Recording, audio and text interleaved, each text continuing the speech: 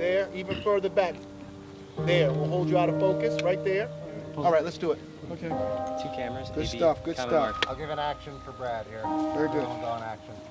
Set and action. Brothers, we've been chosen. Lord spoken to me. Visions of what's to come. A rise of good against evil. When I sat down to write this movie, for me it was the story has to be told. What are we gonna do? We'll fight.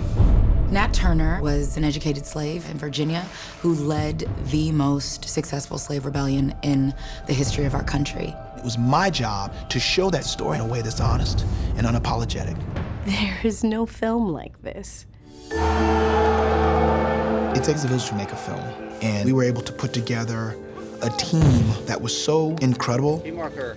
This is what happens when people are activated and encouraged to work at the very, very, very height of their capacity. Everyone said this is important. I love my team! Nate set the tone, not only in the people that he cast and in the crew that he hired, but in the way that he was willing to go to great lengths to get what he needed. It really inspired the rest of us to do the same. Initially, the thing that drew me to the project was Nate and his passion. He put so much effort and work into this. I mean, he put 10 years of solid effort into this movie. All right, let's do it. Be of good courage, and he shall strengthen thine heart.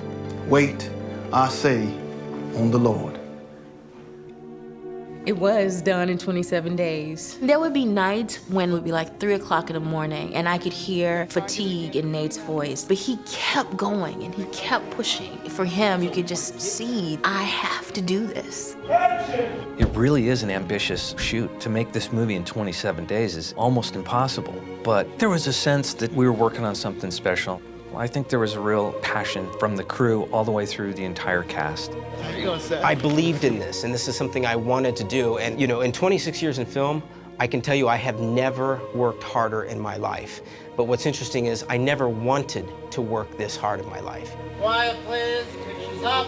I don't think the film could have been made unless we had that much care for one another. Every person, every department, every PA, name it, we did become a bit of a family. Mr. Kirkland, you are my hero. This looks remarkable, utterly remarkable. Jeffrey Kirkland, our production designer, is the reason why the film looks the way it does, in the sense of scope and scale and texture. We were told that we couldn't build slave cabins. We don't have the budget, we just can't. The day Jeffrey Kirkland showed up, he said, Nate, I'm going to get you slave cabins. And not only did he build them, but they were perfect. How did he do it? I still don't know, but he did it. Really, we got our inspiration as much as anything from the locations. We shot in Georgia, and I think because slavery happened there, you know, those lives were lost there. You feel it in the ground. That doesn't go away. It never goes away. The unifying factor was the importance of this film being done correctly so it can be used as a healing mechanism.